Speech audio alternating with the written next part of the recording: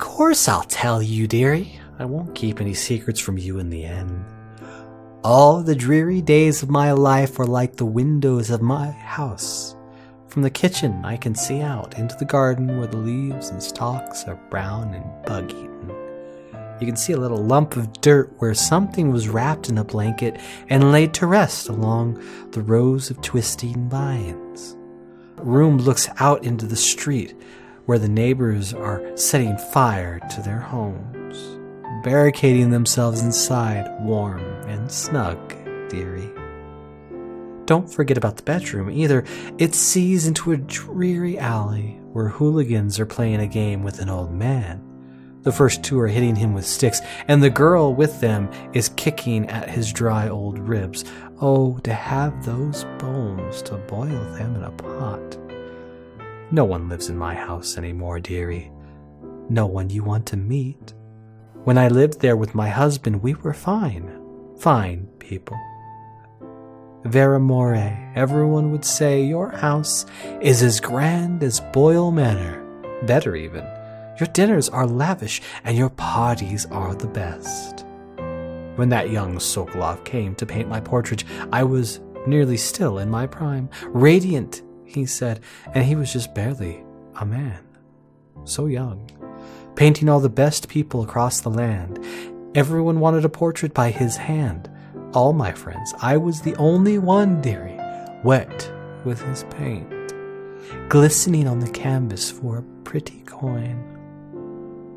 But it wasn't all parties and paintings.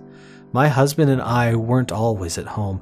No, we traveled together, he and I, to the far ends of the isles beyond, even, all the way to the red cliffs of Pandysia, to dig in the rock and crawl through the caves, holding up candles and squinting at the walls. Many precious things we came upon, but none so precious as the boy with the black eyes, dearie. All those marks and bones, carved so deep and polished so bright. I brought the old bones home, hid them from my dear husband. Then I learned to boil them and carve them myself. They made such good presents, dearie. The little mute boy took them home. He loved them so. All the time he came back with new bones for me, holding them up so I could see it in his eyes, even though his tongue was still. Granny, his eyes would say to me, carve these bones for me. Make me another present.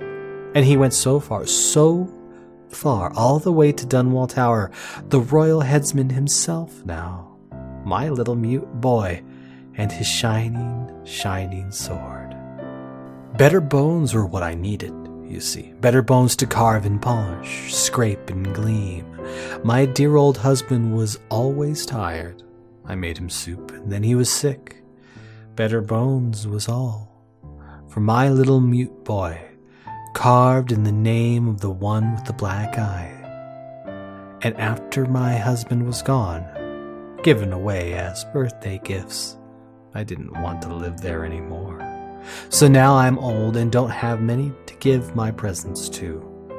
It's sifting through the garbage for granny rags, and feeding the little birdies that gather at my feet.